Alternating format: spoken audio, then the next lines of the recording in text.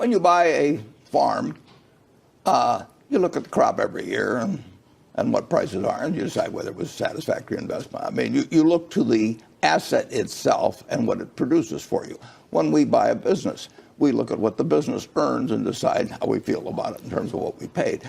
But we are buying something that at the end of the period, we not only have what we bought in the first place, but we have something that the asset produced.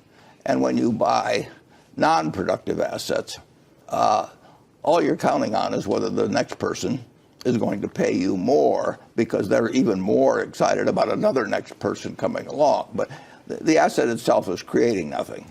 One of the interesting things, for example, is gold. If you go back to the time of Christ and you look at how many hours of labor you had to give up in order to buy an ounce of gold, and you take it forward to now, you'll find the compound rate maybe 1/10 or 2/10 of 1%.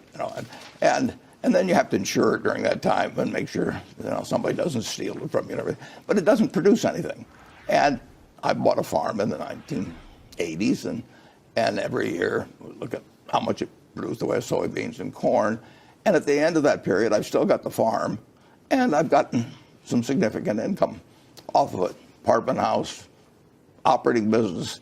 But if you and I buy various cryptocurrencies, they're not going to multiply. They're not going to be a bunch of rabbits sitting there in front of us. They're just going to sit there. And I got to hope next time you get more excited after I bought it from you, and then maybe I'll get more excited and buy it from you. And actually, we could sit in a house by ourselves, and we could keep running up the price between the two of us. But at the end of the time, there's one Bitcoin sitting there, and now we got to find somebody else, and they come to an end. It's buying something because you expect the pool of people who want to buy it because they want to sell it to somebody else will grow, and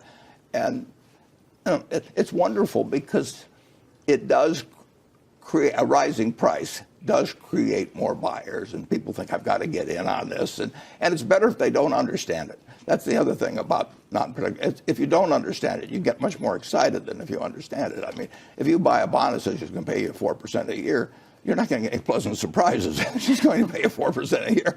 But if you can have anything you want to imagine, if you just look at something and say that's magic, you can do it with shark's teeth or seashells or anything. And they did it with tulips in the 17th century in Amsterdam, and they'll do it again. I mean, people, they like to speculate, they like to gamble, and if you can get something, particularly if you have something half plausible going on. Mm-hmm. If you had bought gold in 1942 and you say, we might lose the war and we might have to run off to some other country, and so let's put our assets in gold, you would have less than a penny for every dollar you got from owning stocks. Less than a penny. Now, if somebody calls that a store of value, I mean, I think they're delusionary.